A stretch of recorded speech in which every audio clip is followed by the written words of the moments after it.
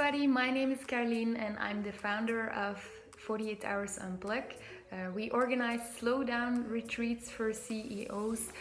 Today I got the honor to interview Mo Gawdat, who was the Chief Business Officer of Google X and who is also the author of Solve for Happy, a very good book on happiness, which I would like to recommend to all of you. As a teaser, I am gonna ask him a few questions on happiness in general, but also some relevant questions for the CEOs amongst you. I hope you like it. Why should business leaders take time to retreat and reflect about their lives, about what they're doing? Why is that useful? Why should leaders take time to reflect? There are two sides to the challenges of today's leadership.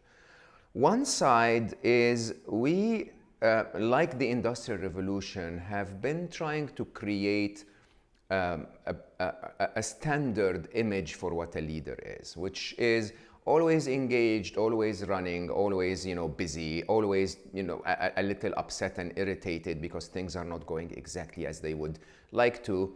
And the reality is that none of those are actually leadership qualities at all. We have to differentiate between what a leader is and what a manager is, regardless of how senior that manager is. There are CEOs in the world, including people that are very, very well known as like the ultimate leaders of our time, who are actually just very, very, very controlling managers.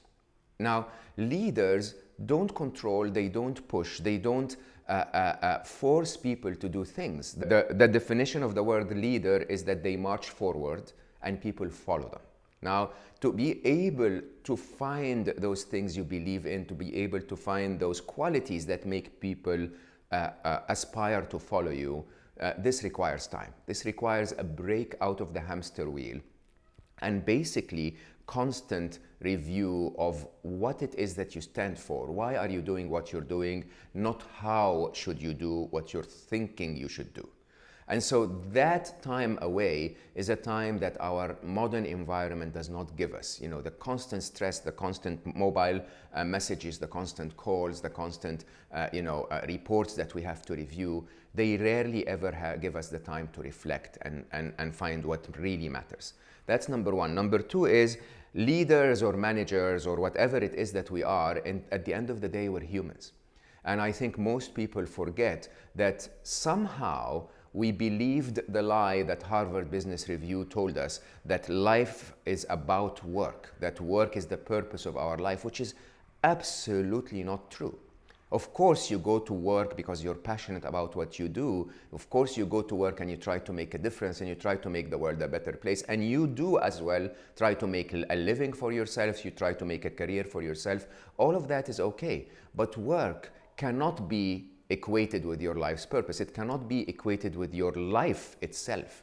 And so for leaders to find time away from their desks, away from their troubles, away from the daily pressure, to reflect on their own self, to find out what they want to be as humans, is something that we rarely ever give ourselves the chance to do. And if you actually ask people, I know a friend of mine who is a very, very good, who was a very good friend of Steve Jobs, who was called 3 days to Steve Jobs' hospital before Steve Jobs died.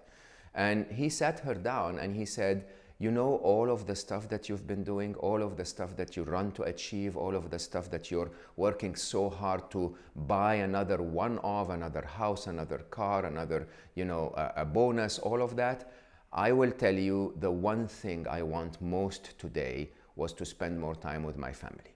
Now, we all, without exception, there are lots of statistics that no one has ever on their dying bed looked back in their life and said, I should have worked a little more.